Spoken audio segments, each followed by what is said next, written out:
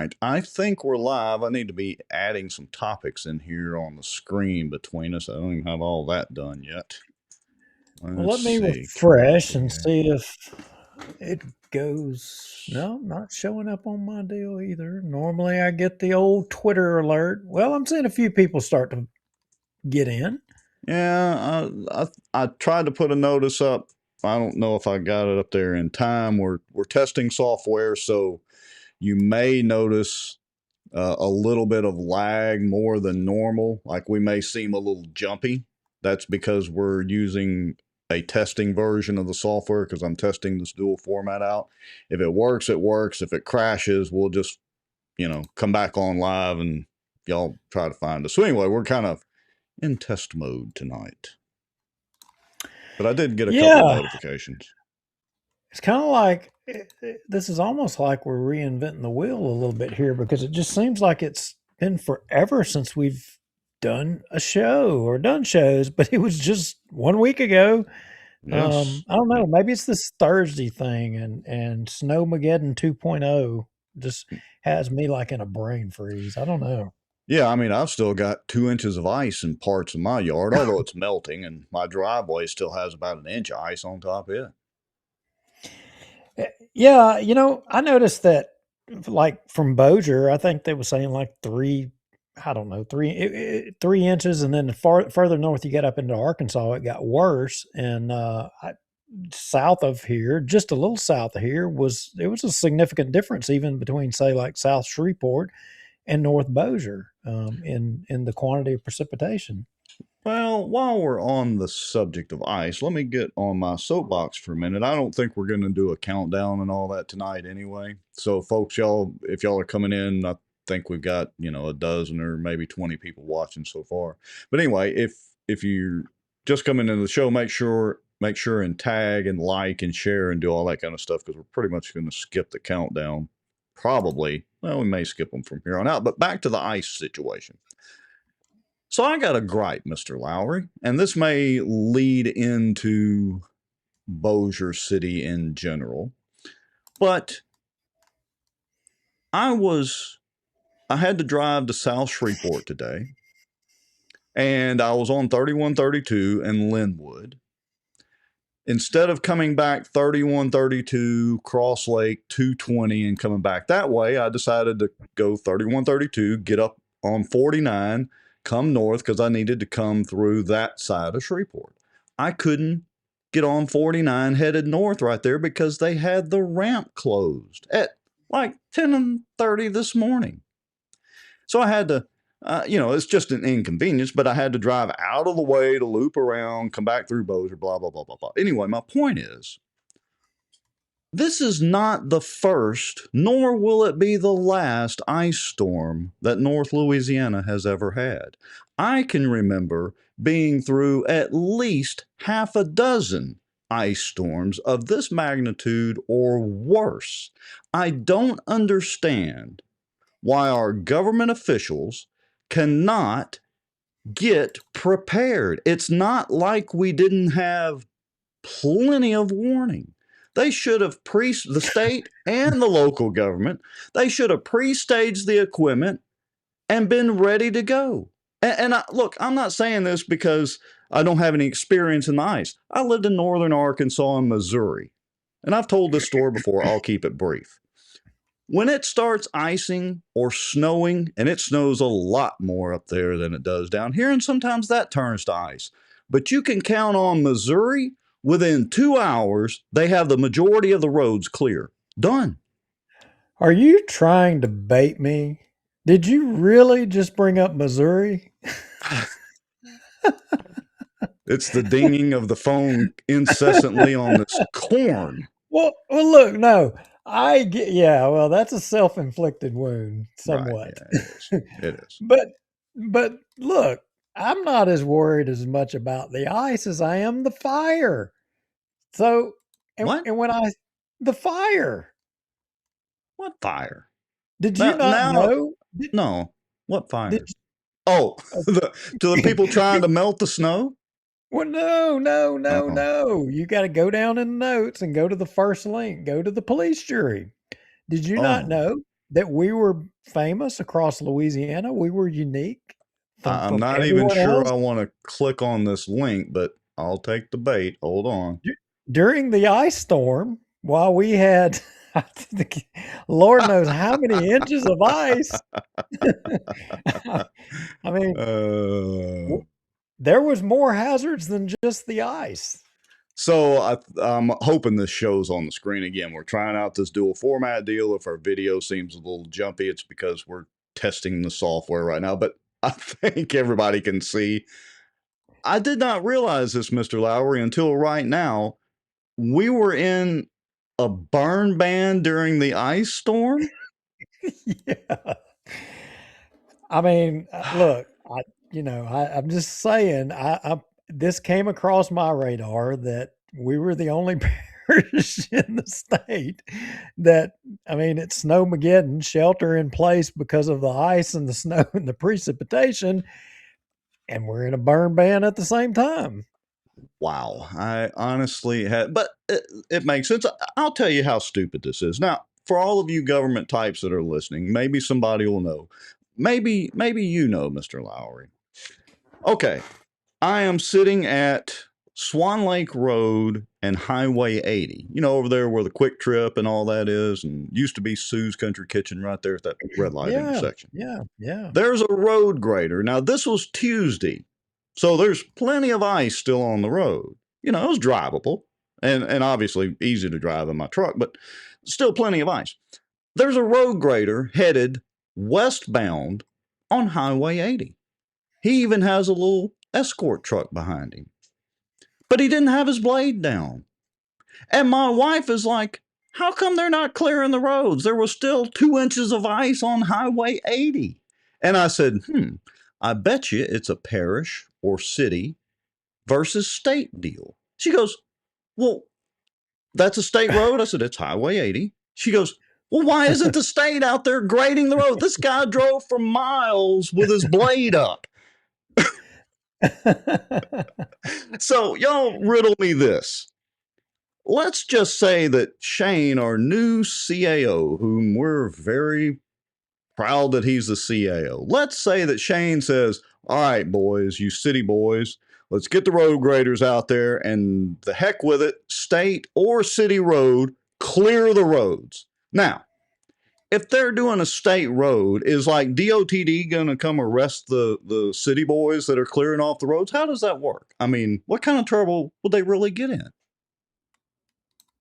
Well, I don't know, but what I would say is, well, no, I'm not even going to say that. I mean, I don't know. Great question. I mean, great question. But you know what? But you The understand the employee, point. but the employee probably was like, Lord, I'm not dropping this blade on the city road because if I tear my thing up, back they're gonna have my butt. I said, when did you tear it up? Well, I was doing something in Bossier City. Oh no, can't have that. Well, it's just ridiculous, though. I mean, and look, maybe I'm just pissing and moaning tonight. I don't know, whatever. But it's just stupid. The whole I shared out on my personal feed and all that. The whole I-20 debacle again in Lincoln Parish. Did you see that on the I westbound see. side? I seen that, and I we didn't put this in the notes, and we weren't going to talk about it, but I mean, look, I've got some opinions and I've got some thoughts on this deal, and I ultimately saw they had the National Guard out there, so I know a little bit about Finally, truck. I know a little bit about trucks.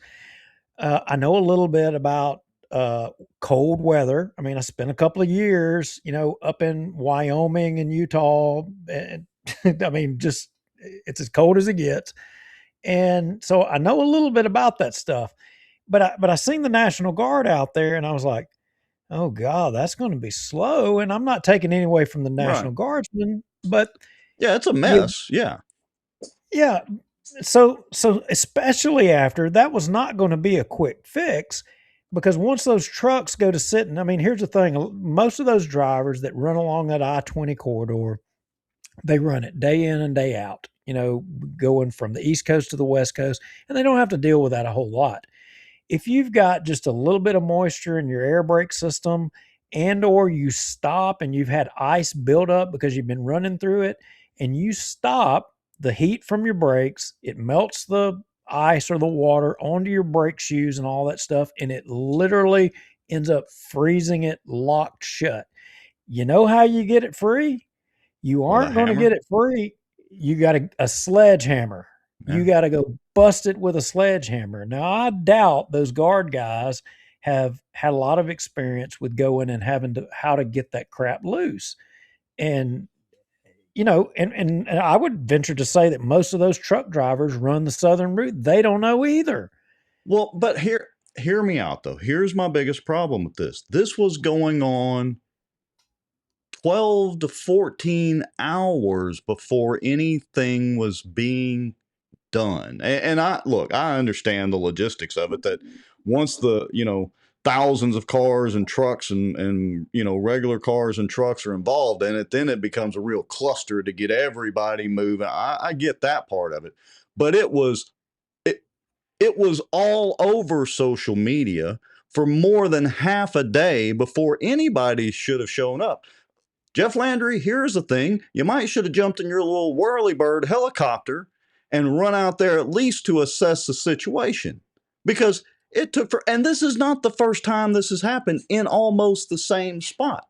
So we're watching this, and my wife says, well, if we were traveling that road, let's just say in your truck, what would you have done? And I said, well, I would have got out, walked, found a spot that was not a steep ditch, and four-wheel drive, here we go, and we fix and turn around in the median and head the other way. Now, the problem is the stupid fence that they've put through the middle of the median.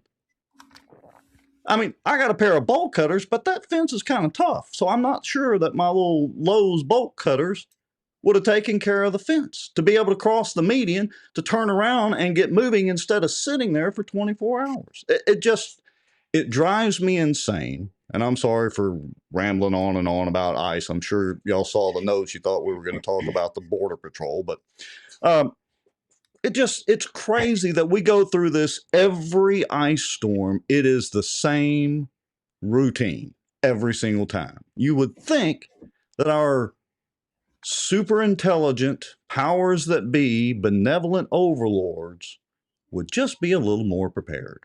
Now, I'll give Bossier City a little credit. Bossier City this time around did seem, the little bit that I got out, did seem to be working on the roads much faster than the last time.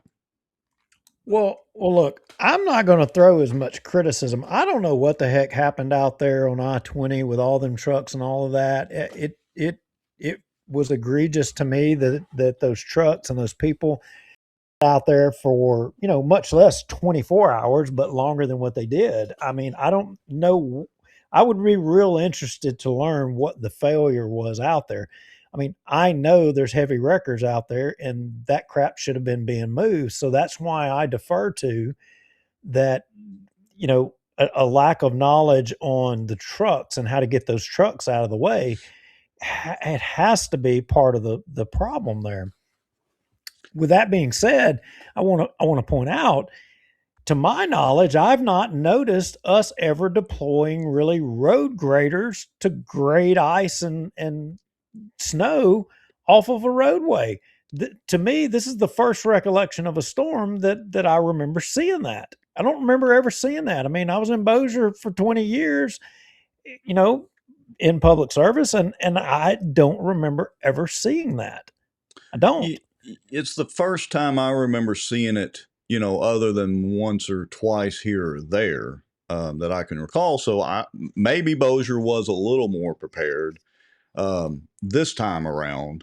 And yeah, but I still, it just never ceases to amaze me how ill prepared we seem to be overall. And you can't say, oh, it's Louisiana. We don't know how to deal with ice. This ain't our first ice storm, folks. It's not. And it's not going to be the last. Anyway. Well, I will tell you, I was pleasantly surprised at how Bossier weathered the storm from an electricity standpoint. Yes, we didn't lose power. How the heck did that happen? People all around us were losing power, but we weren't. It was the sleet. The It was sleet, no. the sleet doesn't, the sleet does. I mean, very little freezing rain. The sleet doesn't stick to the lines in the trees like that. It bounces off, and that's what saved us. Maybe so. I will tell you, I ventured up. I had to go to the farm. I had to shut a skid motor off and pumping water, believe it or not, because the drought that we were having. And I did notice there was a crap load of pines that they were bending. I mean, they were at the Right. point it looked like they had just enough. And had it been a little bit more, I think we would have had a lot more trees down. But for the most part, we did good. Yeah, I hate to say I was disappointed. I was not disappointed that we kept electricity, but I was ready for it this time, and we didn't lose electricity. At So, Barksdale Bubble, Val Baker says the bubble saved us again. yeah. So anyway, that's my gripe session for the evening on the weather. I agree that it did seem that Bossier was a little better prepared or dealt with it a little better this time overall. It's just look, I-49 still being closed, part of the overchanges today, that's stupid. Just ridiculous. They should have had that cleared long ago. Ice You talking packed you up talking there. about the overpass to Benton? No, the 3132 Oh I-49 yeah. North interchange right there, that was closed. Well, the overpass to Benton was completely shut down. But what I would tell you is, if you went to Benton up in North Bossier, the overpass just north of the town of Benton to go to Yeah, Plain Dealing, man, it didn't have no ice on it. Whatever the ice, the salt, or they put enough salt on there that it didn't have a damn thing on it. But you go to Bossier City and the overpass to Benton, I mean, it's like a skating rink. yeah. Well, maybe they'll get it figured out, but probably not in our lifetimes. Anyway, all right. Hey, So I, hey, I'm sorry. go Look, ahead. I see in the comments our good friend, one of the Ferris halves. Oh yes, yes. Let's see, MB Ferris. That would be Michael Ferris Sr., known as Ferris, I believe. Let's see. Yeah. He says that was done on Sligo Road. First time he's noticed that also. Oh, I got to adjust comments here. Hold on. Got Well, to resize my one of comments. go ahead. One of the reasons I point out our good friend there, Pelican Training and Consulting, you guys know they are the go-to folks. If you got to have CPR and you got to have safety training and all that stuff, those folks have been on the front end of supporting transparency in government and all the things that I think the majority of us all agree with and align with. I mean, they've always been there, but it it raises a point. Um,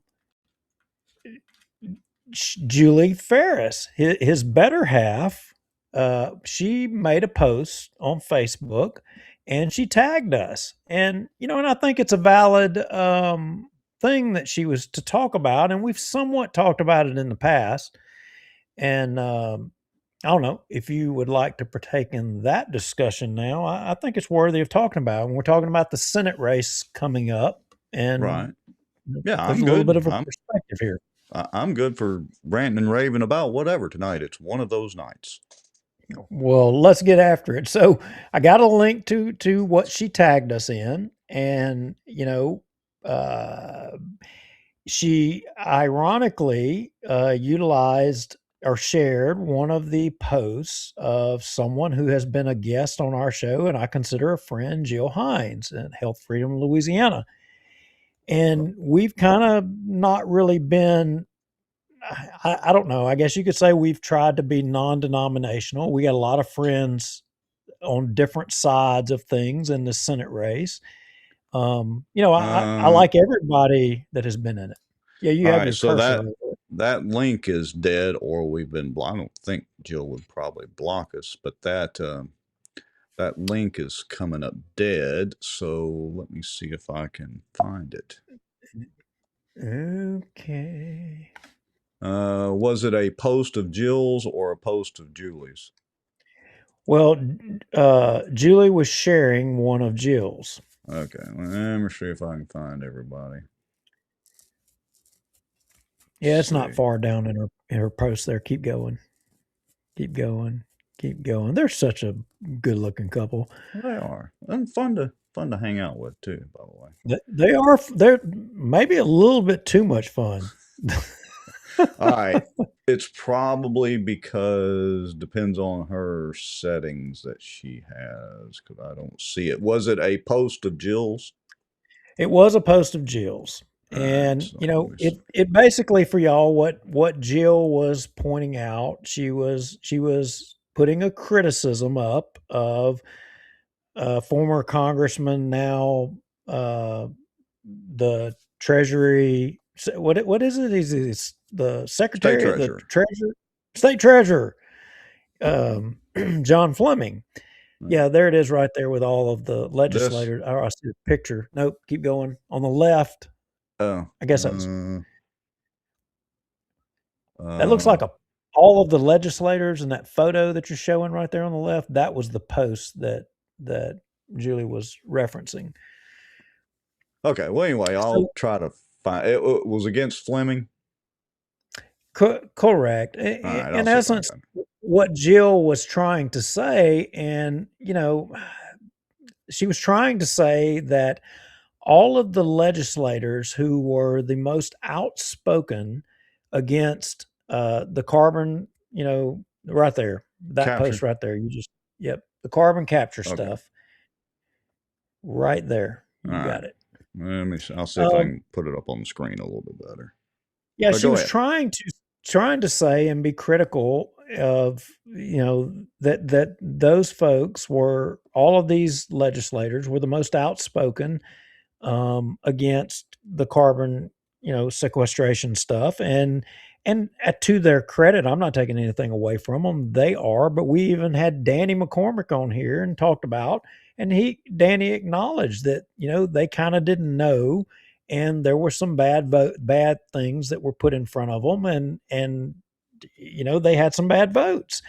Wasn't no secret. Well, Fleming early on was being critical of all of the legislators, and it would be somewhat hypocritical. And he was mainly, I think, directing that at Blake Miguez, as a result. Well, it was a fair criticism, in my opinion. I mean, because if you have a bad vote, you have a bad vote, and you've got to own it. Here's the difference, though, because I was having a phone call with somebody about actually, I've had more than one over the last few days about all this. Here's the difference. Chuck Owen and Danny McCormick both came on this show and admitted that their votes were a mistake. Literally said that. That's right. 100%. Right? The problem I have with Miguez, and again, I'm not really taking sides. I'm going to vote for Fleming. I'd just soon vote for Miguez, honestly. But to me, and I've searched, maybe I missed his post, maybe I missed a video he put out. But to me, Blake's position on that has not been made crystal clear. We know Chuck and Danny's position on it. They made some bad votes that they readily admit they made bad votes. Okay. I don't think Blake has come out and said, hey, I'm not really proud of this vote that I made, or I made this vote without really researching all the information. Or he could come out and say, no, that's the vote that I intended to make. Now, either way, that's fine. I wouldn't be mad at him either way. I'm not going to vote on them for the Senate candidate based on their carbon sequestration votes. I'm not happy if they support it, but that's not going to be what's going to be the deciding factor in my vote. Now, let me finish with my soapbox for just a second, so bear with me. So what Jill and Jamie Marie Pope and all of them are doing is everybody's picked their sides and everybody's picked their lane. And so they're going to do everything that they can to defend their guy and tear down the other people. And that's part of it. It just is. Yeah. 100%. Look, you and I typically do that. We've done that a lot on this show many times. In this race, I think I can speak for both of us. We're absolutely against Cassidy because he's a traitor. I don't care about 100%. anything else he's done. But look, it's like that whole, and we talked about it briefly, that poll that showed the percentage votes cast are supposed to be conservative or not, and Julia Letlow was supposed to, be right down there by Castee. Well, the truth is, she was only like 4 percentage points behind like Kennedy's votes on things. 4. That's 4 out of 100. So it's not like, she was voting down in the 20 percentile and Kennedy was voting in the 80 percentile. It was like 4 or 5 percentage points. That to me is not going to swing my decision one way or the other either. Well, so look, I don't think you said anything that I disagree with really. But that's not what jumped out at me here. What jumped out at me here is reading this post that Jill made. I mean, Jill's my friend, but when I read it, and I read it with an open mind, I mean, because Julie Ferris had tagged us, and I was like, okay, I think I probably already know this debate and this issue, but I'm gonna, in all fairness, I'm gonna read Jill's post. I already know Jill has a dog in the hunt. She's taken a side. But when I read it, that original language, Jill was trying to say that the people who are in favor of carbon capture were attacking all these legislators in coordination and or because of John Kennedy being critical of all of their votes. And I don't know if there's any proof in that. I You talking don't about believe Kennedy or Fleming being critical? Fleming. Okay. Fleming. Just want to make yeah, sure. Not Kennedy. That's I mentioned Kennedy yeah, earlier, but yeah, I got you.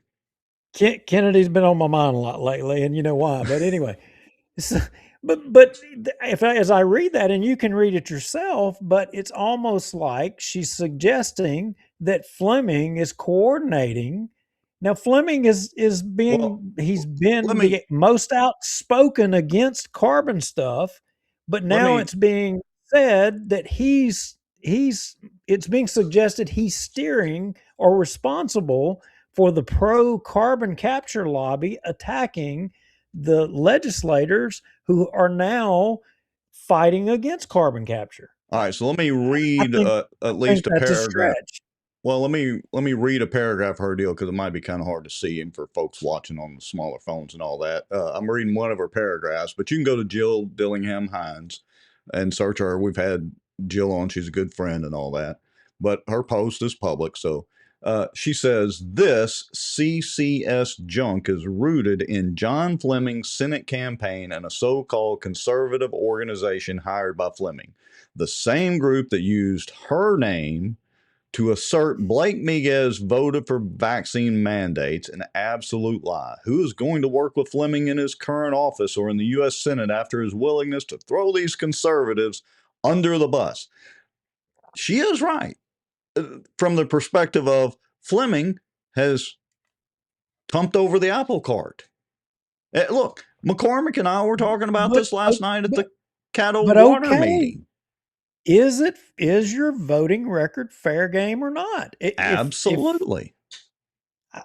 I mean, you can't have your cake and eat it too. But to say that Fleming is responsible for the pro carbon capture people attacking legislators that are opposing them, I think that's a bridge too far.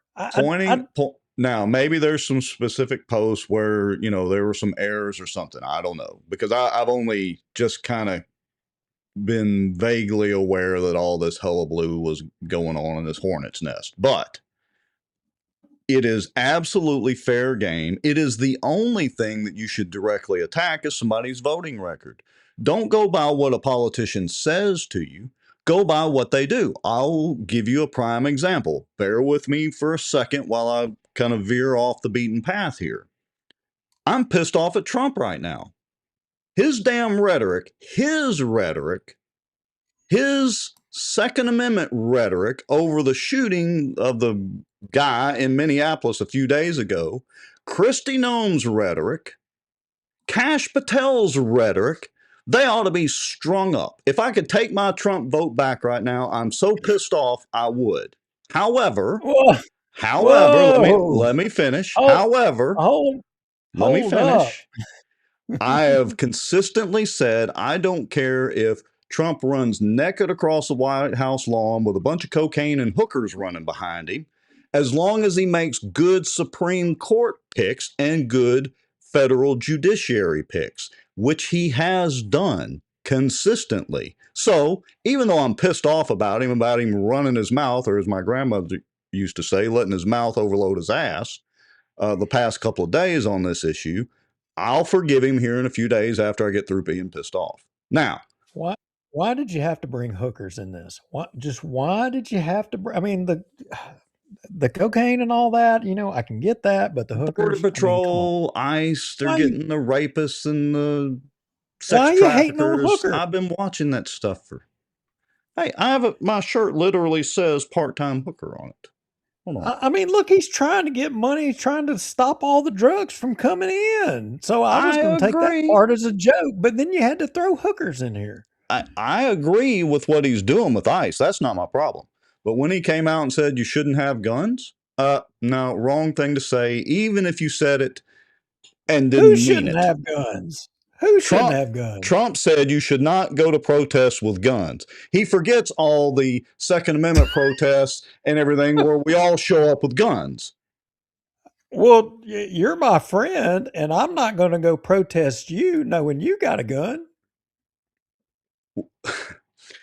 Let me put it this way, Mr. Lowry. There are very few times where I'm more than a couple of feet away from a firearm. Very few. And some of those are the reasons I don't go to the city council meetings that much, because I have to disarm to go in the place. That's Boy, why I don't like going up to the courthouse that much unless we have to, because you have to disarm, including your keychain for that matter.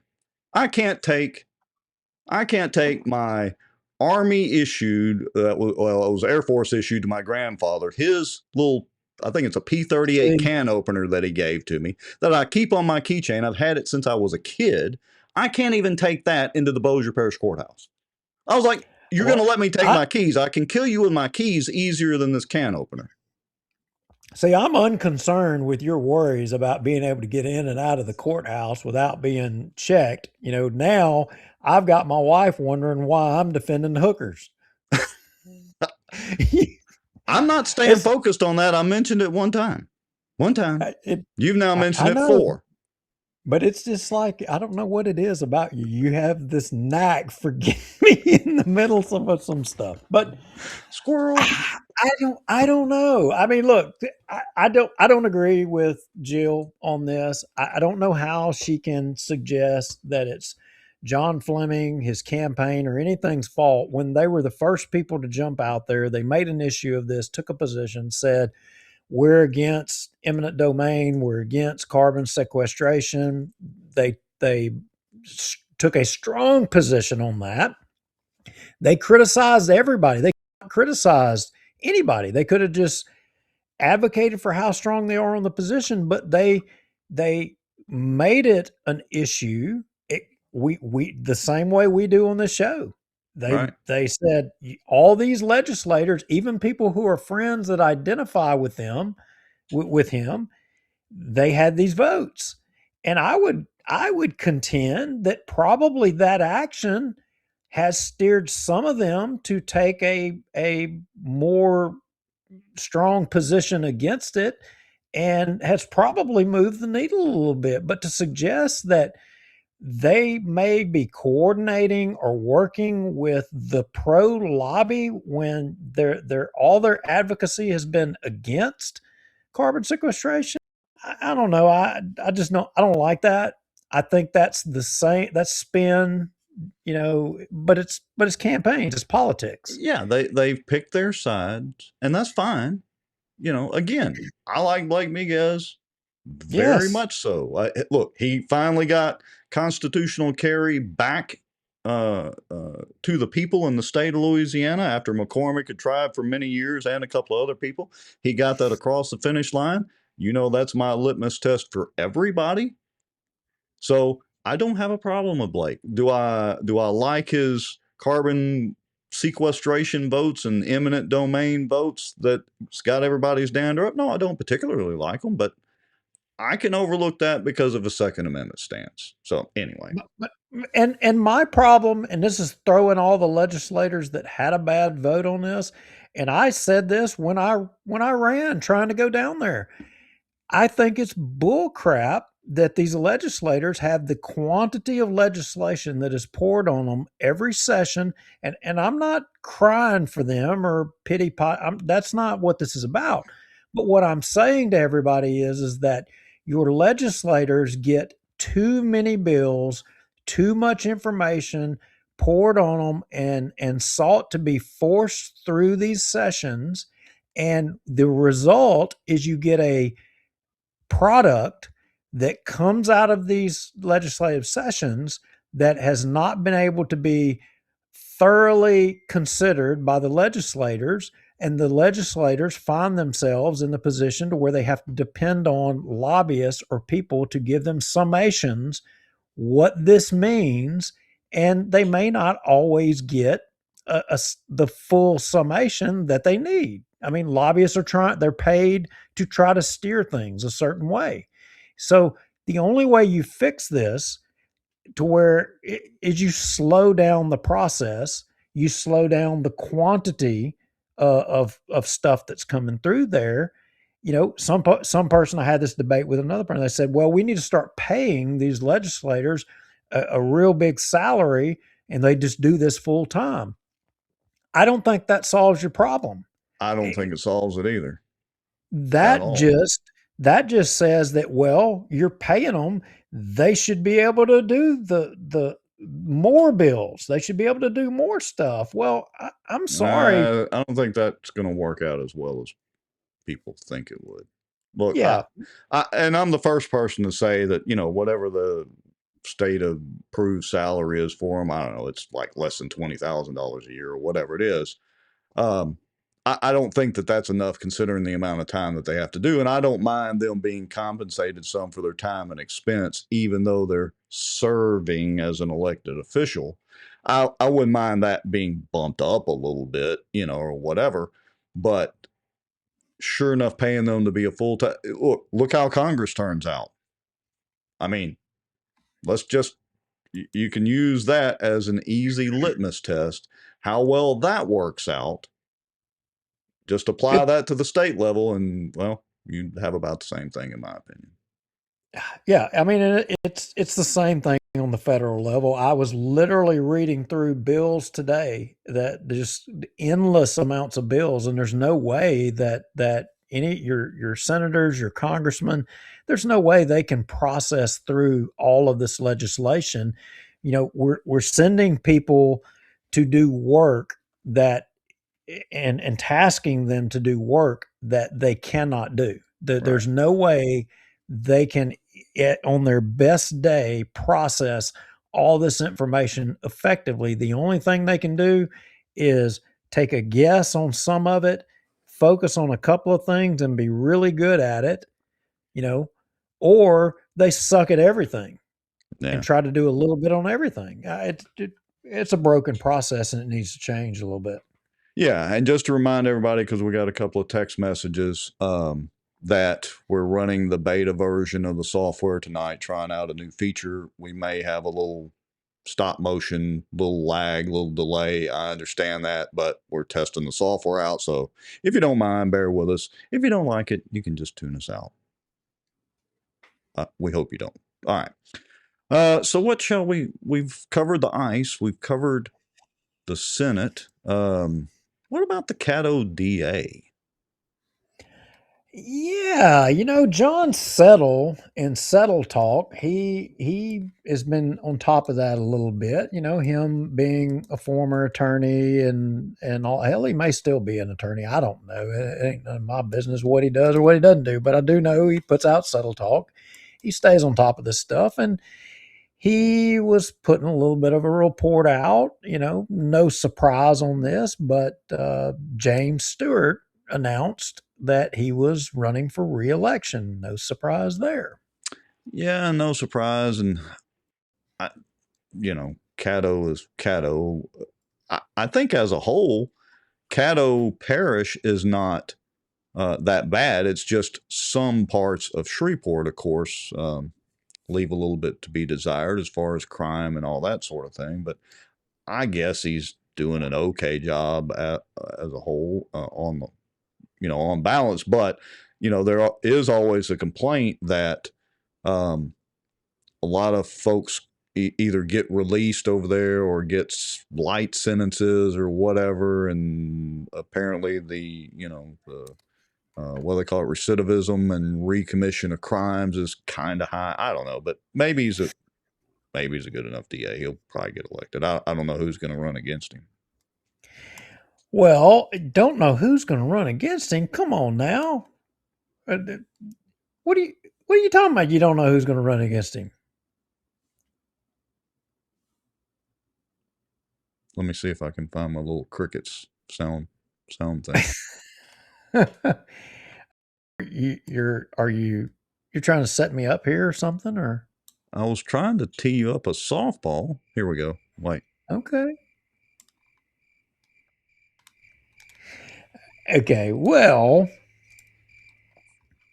so there is an opponent, as I appreciate it. He already announced, and it was at a Mexican restaurant, according to John Settle. Oh, Seabiscuit? Yeah, Seabiscuit. I forgot about Seabiscuit. See, I mean, I wasn't invited, but I don't know that I'd win if I was invited. But look, oh god, my wife, Duke's hero. Yeah, I had a politician recently refer to him as Seabiscuit. I won't say who it was, but anyway. Well, yeah. Well, look, we're talking about James Stewart here. So Yes. The interesting thing was those in attendance at James Stewart's deal, and like I think you said, our DA, Skylar Marvin, in which I think that's probably respectable that he was there. I wonder if he was at Seabiscuit's announcement. At the horse feeding? I mean, Seabiscuit's announcement thing? Well, I mean, look, he probably got some free fajitas if he'd have went, but I don't know. I mean, maybe he's got something against Corona or Dos Equis. I don't know, but Skylar Marvin was there. Interesting. I think to political insiders, that may not be such a surprise, but that you've got, a Republican district attorney there at a Democrat DA who was heavily funded by George Soros in his first campaign. And we all know who George Soros is. I mean, the guy that had the idea that the way to affect change across the country, one way among other ways, was to elect, liberal DAs a country to where, they could have influence, because if you have election challenges, who would end up being right square in the middle of that? It would be the DAs in each parish. That's where the challenges and the lodging those challenges would go, was before the DA. Well, all right. So let's hear in the comments, because we got about 50 folks watching. See Mr. Marriott's in the comments, and Mrs. Julie Ferris is there as well now. Who do you think's going to win? You think Seabiscuit's got an actual shot at it? Well, do you think he could win the horses race, so to speak? Well, look, I have to tell you, I think he does. I think candidates in Caddo Parish wide, if you got a good candidate, I think a good candidate can win. I'm not a fan of Seabiscuit. I think I've shared that before in this show. People know that. But at the same time, I can look at this thing objectively, and I can tell you, regardless of what I think about Seabiscuit, you cannot take away from the fact that the guy will work his butt off. He Well, and is a he's positioned himself well with name recognition, and um, he's positioned, whether he is or not, he's positioned himself as a conservative, and guy that'll carry the mantle and all that, even though that's not necessarily true. But that's the way he's positioned himself. And, from a campaign standpoint, that's a good thing. It's probably going to come down to demographics as well. And I don't remember the Republican Democrat mixture in Caddo Parish. And I don't know, maybe y'all can help me in the comments, Duke, maybe you know. Is the DA in Caddo Parish just Caddo Parish, or is it like over here where it's, Webster and Bossier Parish, kind of a mixture? No, it's just Caddo Parish, Okay. but that race is really, it's a coin toss, a 50-50 thing. I think both demographically and party and all that. But I think that he is a hard campaigner. I think he will campaign harder than James Stewart, hands down. Is he is he a fighter? Yeah, absolutely, 100%. Does he piss people off? You better believe it. I mean, look, people there should be no doubt as to whether they would support him from the conservative side. There's people will sit on their hands and they're not going to do anything to help him because just his demeanor and the way he carries himself. Yeah. The big question here is what's his best buddy walk on water going to do? MJ, you think MJ's going to endorse him? I mean, I I don't know, but I'm just saying that's peas and carrots right there. I mean, they both carry a spare knife in their back pocket to put in, any back that's needed so the other one can't be blamed for the other one. I mean, I would be shocked if Mike didn't weigh into this thing. James Stewart, uh, supported by Soros and all that money back in the previous election. I don't know if he'll do it this time. He allegedly has 100,000 in the bank right now. Seaball, there's according to Settled, no money to speak of, maybe because there's no report. But I could envision Mike steering national support in an attempt to get Stewart removed. I could see that coming. Good, fair point. And look, I'm sure Seabiscuit will have plenty of campaign funding once it gets rolling. I mean, let's not forget he is literally an insurance company attorney, so I'm sure he does pretty well in that practice, and I'm sure he can raise funds. Well, and the other dynamic here is he pissed the governor off. He's not the only one. Him, our it's no secret that our senator over here in Bossier, he pissed the governor off, and arguably there were things our area suffered as a result of those guys, and you know I don't. That one is more of a paradox to me, is how the governor's plays in this thing, and I would find it hard to believe that the governor comes out and supports James Stewart. I think he doesn't do anything at all. But I can tell you, I don't think he's going to come out and support Seaball. Yeah, it'll be interesting to keep an eye on, and as things quieten. Is that an actual word? Trying to remember. I'm tense. Anyway, as things get a little more quiet over here with the city council, hopefully continue to get a little more quiet. We're gonna keep an eye on some of the Caddo stuff, and of course, we're going to keep our attention on the police jury.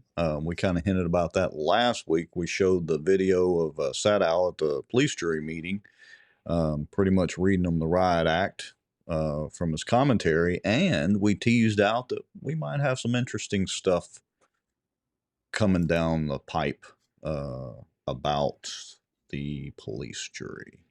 So, what else are we going to talk about tonight? Shall I get on my soapbox about the Caddo Water? Hey, so let me do that for a second, because I was actually pitching for the data center that they're supposed to put over there around Blanchard, State Line Road. I was pitching that, hey, those people ought to try to sway them over here. We got plenty of water. What do you think about that, Mr. Lowry? Isn't this supposed to be the same company, even though we don't know because our city council signed NDAs? Well, I think that's most certainly a guarantee. I think that if those folks in Caddo and Blanchard and all of that, they don't want it. I I think the door is wide open in Bossier. Come on over here. And Well, it's funny because let me switch to screenshot, so hopefully this will work. Oh, look, that's what I see when I'm doing trying to manage all this. There's my dual screen setup. But anyway, let me get away from that. This is our good friend, Mr. Chris Crackman, Caddo commissioner over there, which is basically like our police jury. Pretty much the same thing. So give me just a second. Let me put this screenshot up on the vertical side over there for folks that may be watching vertically. Anyway, he's putting a resolution or going to try to get a resolution advanced through the Caddo Commission. Of course, that's kind of contentious over there in Caddo Parish, especially with Mr. Crackman. But he says he's got a resolution urging and requesting that the Red River Compact Commission and the Louisiana Department of Energy and Natural Resources place a moratorium on the withdrawal of water from Caddo Lake for any use other than small commercial or residential use and to otherwise provide with respect thereto. This would request a pause on any industrial sized project that would feed off Caddo Lake, hence the data center, until the questions of water woes are answered. He's not anti anything. It's being transparent after many calls and last night's, actually I was there at the meeting, had a pretty good turnout. That they don't know. Both Danny and Chris were there and they stood up and told everybody, hey, we can't tell you much. We can just tell you what we don't know and who may know some stuff but won't say because they signed NDAs. So, I mean, look, so we've talked about this on countless shows in the past, kind of like we're old farts in the social media thing here, but we dug into this water thing. The the source of water in our area that is able to be a source to adequately supply on a large scale water needs for industrial purposes as well as regular people potable consumption, you may say, is the Red River. And Bossier City, to its credit, is set up to be able to process water out of the Red River. I mean, I can remember the joke about, we pull in our water. The city of Shreveport dumps their sewer in it, and we pull our water out of it. And but the truth of the matter is I'm not, and I don't know the numbers. You probably know the numbers, Rex. I got to tell you, if I was a Caddo Lake person or whatever, I would probably have reservations about the volume of water that's going to be needed coming out of Caddo Lake too. I agree with it. That is a wetland, and a that's a big deal. That goes far beyond just Louisiana. That's a Texas deal too. well, yeah, and so let me get on my soapbox for a minute, so y'all bear with me. This is pretty much the same spiel that I gave at this meeting last night and gave at the Greater Caddo Lake Association meeting last week, or was a week before, in Mooringsport. But look, here's the deal. The truth is, right now, if you go stand at the spillway of Caddo Lake and you set your watch and wait about 3 minutes, maybe 4 minutes, in that amount of time, there is enough water that has gone over the spillway, approximately 3 to 3.5 million gallons, that would more than supply the data center for an entire day, as far as we know now. Okay? So 3.5 minutes going over the spillway, dumping into 12 Mile Bayou, and then eventually dumping into the Red River would supply that data center. What they're trying to do is the town of Blanchard has a lease with the town of Mooringsport. I think it's a 99-year lease for $100 a month to lease the area by the Mooringsport boat ramp where the water intake is, and Mooringsport doesn't actually draw any water out. Blanchard does, and then sells it to Oil City and these other communities around there. So that's why Blanchard is on the hot seat for selling the water potentially to this data center. Okay, so the truth is there's enough water going over the spillway, and look, 77% of the time, or between 70 and 80% of the time, Caddo Lake is above pool stage, which means water's flowing over that spillway. The biggest problem I have is that if we get through another drought period like we had in 2011, and that's a problem, and then if another data center comes in, or if Texas is finally successful in drawing water out of Caddo or upstream from Caddo out of Big Cypress, which feeds Caddo Lake, if they're successful in diverting water and selling it over to Dallas, it's like playing whack-a-mole. And then one data center comes in and they're going to say, oh, that wasn't very difficult and they were able to get through and able to get water and all that. Let's build another data center and another data center. And then you have a real problem. The other thing is, and I'm almost done, Caddo Lake is getting shallower, at least 30% shallower from the time that they built or rebuilt the dam and the weir back in the early 70s. So what that means is all that plant life and all that dies and all the salvinia that they spray have to kill it, well, it settles on the bottom and it silts in and it can't flow properly down 12 Mile Bayou and into the Red River because the dam is there. So the lake is getting shallower, which means it's literally every year has less volume of water to be able to supply any of these data centers. So I pitched last night, I said, hey, why don't y'all try to run them off and steer them over here to Bossier? Apparently Bossier and the Port Authority, we got plenty of water. So there's my soapbox. Yeah. And so, like, I mean, look, you know, you don't know what to. I mean, my good friend Ruth Pope Johnson, and we've had some talks about this, and there's a little bit of question regarding numbers that, you know, look, Ruttenbuck and the old man shack, I think they call it Wagner Engineering now. You know, I mean, look, I'm aspect of them, especially after the days of what they did with the Shed Road crossing. I got to tell you, I don't know that I'm ever going to take what they say at face value, because they tried to pass off something on another engineering company when it was clearly their responsibility. But she points out that, you know, the volume of water that recently Bossier City and Tommy Chandler signed some agreement with somebody to provide so much water that would exceed the total amount of water that I don't know on those numbers, but if the public statements that, you know, if, and I don't know if they're lying or not, I can't say that, but, you know, if the numbers are correct, Bossier City should be able to supply the water, you know, as they needed. And while former Councilman Montgomery and that former council said, if we build this pipeline to the port, we won't never have to raise water rates again. And lo and behold, 1 year later, we're raising everybody's damn water rates. I think, and I trust, we all did a lot of work to put new elected officials into Bossier, people that would check those boxes and make sure that, some of these people that we're talking about, they went along with that water line and they acknowledged that there's the chance that that thing could go the other direction.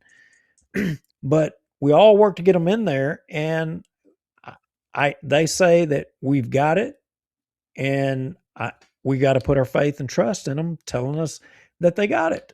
Well, not just that. We've heard the number. We literally have Cypress Reservoir that's never been used as a reservoir. It's been used as a water skiing and fishing lake and shooting fireworks off, and that's about it. Oh no, it's also used to abuse local landowners.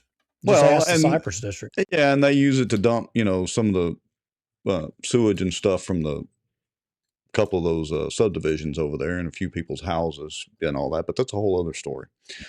So I don't know. Here's the thing to me, the math doesn't lie right now.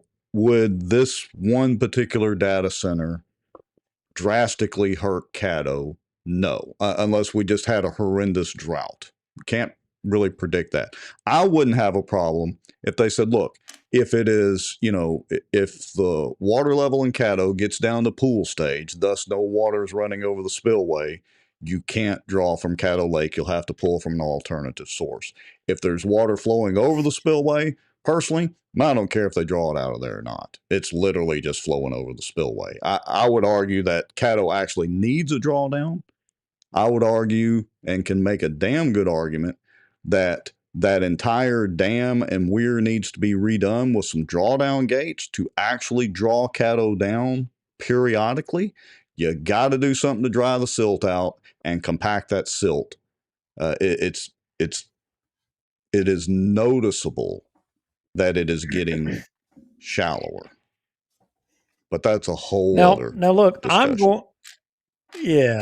I'm going to, our good friend Julie Ferris points out and makes a comment about billions of gallons of water per year. And I'm going to plead my ignorance right here publicly in front of everyone and say, and she says, trash water that cannot be recycled. And so I will plead my ignorance to say that I don't understand, and maybe somebody in the comments can explain. I thought that the purpose of having to have a huge supply of water for these data centers was just simply to cool, to cool the air conditioning systems, or to cool the temperature down. It's not like some process where we're adding chemicals and you've got low gravs and things that you've got to filter out. So I don't understand how or why the water can't be recycled in some way. It can. I am acknowledging it is literally going back, or as of right now, it is intended to go into Shreveport sewage system. From Bossier? You mean no? I'm talking about over there. I'm talking about over there, the data center over there. So right. Look, well, I don't think Julie would just make that up. So I'm wondering if that is if I want to understand, why would it be unable to be recycled? Who is saying that, and why do they say that? What is it about the process that causes it to not be able to be recycled is what I'm curious about. Well, I don't know. And here's the other thing. So, at 365 days a year, if let's say this data center was going to pull at maximum capacity, what they're claiming at 5 million gallons a day. So, rough math, what is that? 365 times 5, that'd be a little over 1 billion gallons a year. There's 42 billion gallons of water in Caddo at pool stage. Probably a little less than that because of the siltation, but around let's just say 35 to 40 billion gallons of water in Caddo Lake right now at pool stage. Now, again, I'm not advocating for the data center pulling from Caddo Lake, but the math is the math. So, again, my problem is once they get one data center in, there's going to be another and going to be another. And that problem is going to get worse, especially if Texas has the rights to 50% of the water in Caddo, basically. So that problem is going to be exacerbated if they start sending and diverting water to Dallas, in addition to building multiple data centers over here that are pulling out of Caddo. As much as I want a drawdown on Caddo periodically, I want that to be a very controlled thing, not a free-for-all. So I want to make clear what my stance on this is. Yeah, no, I agree with you. And again, I plead my ignorance. I know that you're more knowledgeable on this, but as I appreciate it, historically, Texas, Oklahoma, and Louisiana has had a compact on water rights, from that I think all those tributaries in some way a little bit base off of the Red River. But, does that that old compact come into play here on all of Yes, this or not? because it was actually redone and updated in 1980 or 81. I posted it on the Outdoor News. I may share it over on Bossier Watch, or y'all can just go to the Outdoor News. But I've actually posted the information sheet on that Red River Compact, which controls the water rights between Texas and Louisiana, as well as Oklahoma and all that for the Red River. But it also controls it for Caddo Lake as well. And that's where you basically get the 50-50 split between Texas and Louisiana. Even though, James Bayou is on the Louisiana side, Big Cypress Bayou contributes about 37 to 40% of the water that comes through Caddo. That comes out of the back of Lake of the Pines, which again, that's a Yeah, whole other conversation. yeah, and to all of their credit, they years ago they all oh crap, I can't. It was a big lawsuit. I think it was between Oklahoma and Texas that brought all of that to the head, which ended up resulting in the compact. But it, as I appreciate it, correct me if I'm wrong, Rex, it delineated what rights each state has to so much of the resource, and you know all of that is coming into. They saw in the future that every state was going to end up having more increased demand, and probably at some point we were going to get to where we're at today, and it's going to this thing's going to grow. It ain't going to get smaller. This issue is going to be more contested and more Well, litigated probably as time goes on. here's the thing, and the buzzword of the day is AI, AI, AI. But the truth is, data centers have been around for a long time. It's not just AI. As we do more and more computing and we have these little phones and we're broadcasting live across social media, that's all powered by data centers. So think of data centers not as some new technology. There is not at all.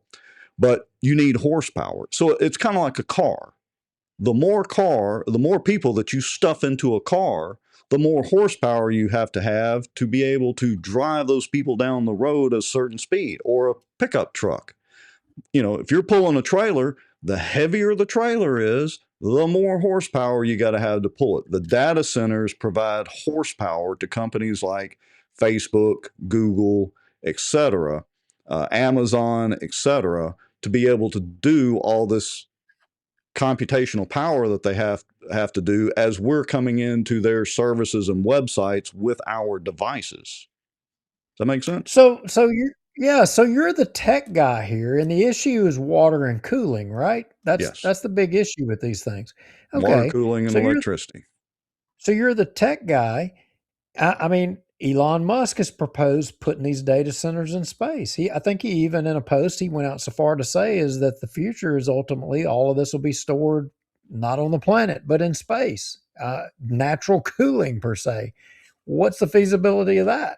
I mean, is the ability of transmission via satellite or whatever? I mean, is that plausible? It's plausible, but let me give you an example. So the problem with doing this in space right now is latency. Okay. And to put that in perspective, let's use traditional satellite internet access before Starlink. Okay. The problem with that is those were single geostationary satellites that were way up there in space. And so the round trip time that it took a packet of data to travel from Earth up to the satellite and back was generally over a second. Now, that doesn't sound like very long, but a second in computer time is an eternity. Starlink, the reason it's insanely popular and so good is because those are low Earth orbit satellites, and he's putting up thousands of them, not a single geostationary, and they're not very, very high up, actually. So the latency or round trip time of the data packets with Starlink is much less. You can actually first person shooter game on Starlink and have a pretty good experience. You can't do that with traditional satellite uplink. So I would think the problem that has to be solved is the latency of the data packets traveling that far into space and back. And that's a physics problem that would be exceedingly difficult to overcome. So how I perceive that in layman's terms. So it's like if you need a home mortgage and you want to be able to get it done fast, and you can go to Kara at Acadiana and you can walk right into her office versus you go to somebody else and You they got to may go be up out to of state or it's and out, on the it's 10th out, floor of the building, you got to go up the elevators just to get to them. Yeah, exactly. it's Kara, you out. can just Yeah. walk into her office and get it done. Yeah. It's outsourced way the hell out and you may not even know who you're talking to. Yeah, your round trip time, your overall time to get it done. Yeah, it's much less with Kara. So yes, Kara is like Elon Musk. She just didn't know it. Rates have been dropping, you guys. So I mean, look, if you're looking at a mortgage and you need to be making a move, you need to get on the phone with Kara. The time is right. And Julie said Starlink already launched. Well, let me just clarify too. So Starlink, I think Elon anticipates somewhere around 17,000 low Earth orbit satellites. Right now, there's somewhere around 10. So he's got a lot more to launch.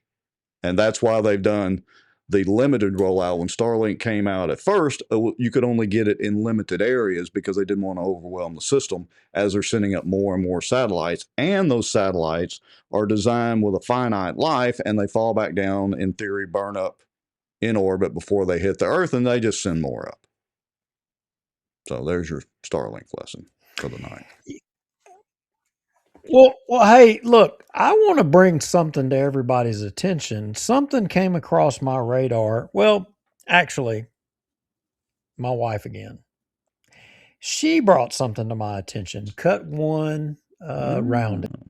And I had no idea about this. Okay, I've not seen this before, and if y'all know Kara, I mean, when you start messing with money, there's nobody better when it comes to dollars and cents, right? Literally. And you damn sure don't want to argue with her over a cent. But apparently, that is exactly what took place here. You see that line right there?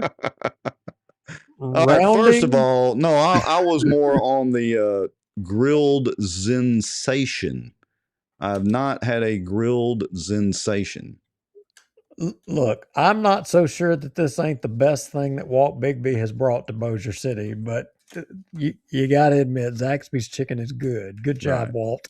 Yeah, it is. Yeah, y'all can hate on me for complimenting Walt on Zaxby's, but it's good stuff. I really like the fried mushrooms too. Those are off the chain. But okay, anyway, but look, have any of y'all been seeing this on your receipts of places that you go? Well, what is that? Rounding. Yeah, interesting you say that. We'll give a second for folks to comment and all that. I've had a little bit of experience with this now. This is the first time I've actually seen a receipt, but I have seen where places, they're not giving back pennies anymore. I mean, well, and it's to Crump's credit. I mean, he's basically signed another 10 millionth executive order doing away with pennies. But the truth is, it costs like, what is it, 10 cents or 20 cents to make a penny? Like for the federal government to make the penny? It doesn't, that math doesn't add up. Well, yeah, but I'm sitting here thinking about this. I mean, if these businesses are going to start rounding by a penny, um, I don't know that I completely understand this here because really, it's how are you going to round on a penny if there's no more pennies? The next denomination is 5 cents, so actually, you're not talking about a penny. You're actually talking about 4 cents. Well, yeah, and in this case, it was only rounding 1 penny, but you're right. What if it's, 4 pennies? I'm sure the business is going to round up. They're going to rather take 3 or 4 more of your cents rather than give it to you. Well, right? what's the rule? Is it you're always rounding up? You never round down? Well, I mean, I know the rule I was taught as a child in math about how to round numbers, but I think they're going to just round up every time. I mean, if I was a business person, it's what I would do. Well, I think this is a temporary problem. And you know why I think this is a temporary problem? because I don't think we're going to be holding pennies, nickels, quarters, and dollar bills in the near term. I think it's all going Fiat to currency. no, it's going to the digital thing, and Yeah. we're going to all be doing that. I think this Well, stuff's going to be a thing of the look, past. yeah, well, that's a whole other conversation too. But I mean, the truth is, look at any of your dollar bills or whatever, whatever denomination you happen to have in your pocket. It is a legal tender note. There's no gold backing that. It's just the full faith and credit of the United States government. Do we have full faith in our government? Do you do? I've been buying cryptocurrency. I just got to tell you, I'm loaded up on it, and I ain't on that. I ain't on that West Coast California Bitcoin like some people I know. I ain't doing that crap. West Coast California. but, Well, let me just remind you that to power the blockchain, you need data centers owned by large corporations. Those blockchains don't just happen magically out of thin air. It's not little fairies sprinkling pixie dust to make that work. It takes computing power, and it takes electronics that are primarily built in China, for that matter. I don't know what that has to do with Bitcoin being at 84,000 right now. But okay, I'll just agree with you. Hey, it was at 120. I'm still way up on Bitcoin. It's going the other direction, but It's stabilized. But I think this is a telltale to the future. I mean, because look, what are the rules on this rounding thing?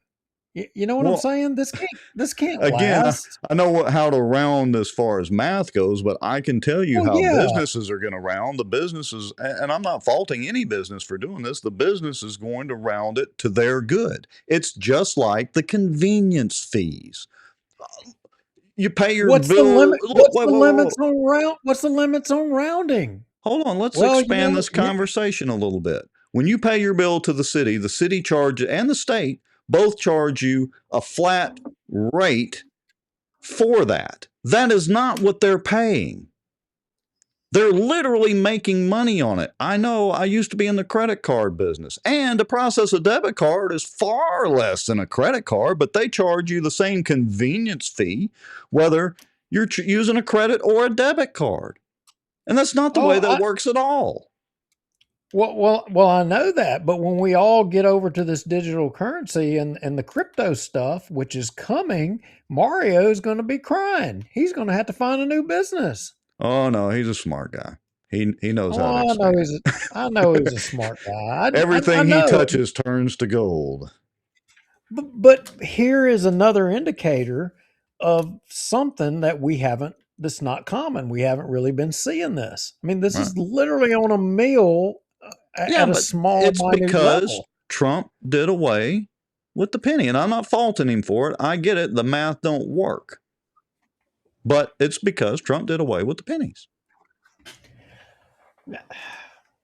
Look, I agree with the tariffs, but the fact of the matter is the tariffs are also raising a lot of the prices. I get the reasoning behind it, and we have to do a course correction because it's been jacked up for so long, but there's going to be a little bit of pain before there's gain. That's just the way it is. Yep. So, yep. There's my 2 cents. Not my 1 cent, my 2 cents. Yeah, 2 cents. You're rounding again. I got it. Okay. And Walt's making more cents per chicken. I get it. There you go. He's adding to his bottom line. Good for him. I wonder if that's per nugget or how much per chicken. I don't know.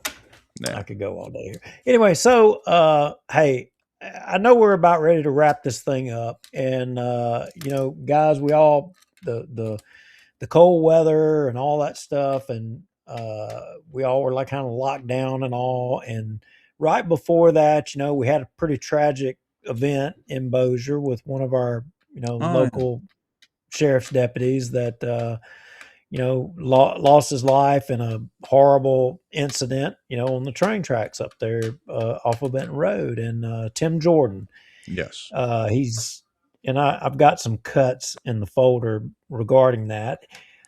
His services are coming up, but we wanted to kind of plug out there that they put a deal for a memorial fund for him. You know, he had a wife, and as I appreciate it, some kids. And, you know, if there's anything you do, we don't normally do it. We don't normally put these things up here, but I think, you know, in this case, this is one that maybe we ought to kind of put it out there. Yeah, so give me just a second. I'm working on that because we can't display a Word document. Let me convert it over to a screenshot for just a second. We'll make sure and get it out there on the screen. And Yeah, believe it or not, we do get press releases and things from local government agencies. There was a time when they tried to cut us out. They didn't act like the attorneys at Bossier City Hall. But we do get a lot of them now, and especially we get the ones, you know, out of Benton. We don't get any from the police jury, but the sheriff's office does. And this was one that they put out. And yeah, go ahead. this is the for the one for the memorial fund. Said it's been established at Citizens Bank and Trust to assist the family of Deputy Tim Jordan, who was tragically killed in the line of duty while serving the Bossier Parish Sheriff's Office on January 21st, 2026. Dedicated public servant who faithfully served the citizens of Bossier Parish with honor, courage, and commitment. His loss has deeply impacted the Sheriff's Office, the law enforcement community, and the many lives he touched throughout his service. The Deputy Tim Jordan Memorial Fund has been created to provide support to his family during this difficult time. Community members, businesses, and organizations who wish to honor Deputy Jordan's memory and service may make donations at any Citizens Bank and Trust Company location, which includes branches in Benton, Houghton, Oil City, Vivian, and two in Shreveport on North Market and Uri Drive. Sheriff Whittington said the outpouring of love and support for Deputy Jordan and his family has been overwhelming. This fund allows our community to come together to support the family of a deputy who gave his life in service to others. The Bossier Sheriff's Office extends its heartfelt gratitude to the community for its continued prayers, compassion, and support. For more information, contact the Bossier Sheriff's Office. So, yeah, we don't normally do this kind of thing, but hey, if you got a little bit you can give, every little bit would help the family, I'm sure. Absolutely. So that is all that I have for tonight. I did see Val Baker. He put police jury in a question mark. I don't know what he was proposing. Maybe he wants us to jump the cat and put something out there that we've kind of gotten the hopper on the police jury early. Maybe that's what that's about, but can't go there quite yet, Val Not yet. Baker. Got to do our homework. Not yet. Yeah. Got to do our homework. All right. Well, I want to thank everybody that did watch tonight. We did announce it. I mean, I put a post up the other day that we're going to do tonight, but I didn't put up a little show deal till right before. I appreciate everybody being patient. I realize the video is probably a little bit jerky rather than what y'all are used to. Hopefully the audio came through fine. We're trying out new software, all that kind of good stuff, blah, blah, blah. Appreciate everybody watching. And Mr. Lowry, I appreciate you, as we have now hit show 287 of Bossier Watch, and like we always say, over 300 with everything else we've done. Yeah, over 300. And hey, you know what? I like this Thursday nights. That enables me to watch The Curse of Oak Island on Tuesday nights. I love it. It's not why we changed, but I'm now get to go back and watch it. I love it. It's just an added benefit we didn't even consider. Little lanyard for Thursday nights. You're able to watch Oak Alley on Tuesday nights. So yeah, as we said last week, we're going to probably shift them to Thursday night. And so we'll put out some notices and all that, and, you know, maybe let everybody know. We appreciate everybody tuning in. We've had, I don't know, over 50 people watching, so that's actually pretty good. Yeah. All right. Thank you, sir, for all the work, and glad you're keeping us on the edge of technology. Couldn't do it without you, no doubt about it. And hey, we'll see you guys next Thursday. Like Rex said, thanks for being here, and good night, everyone.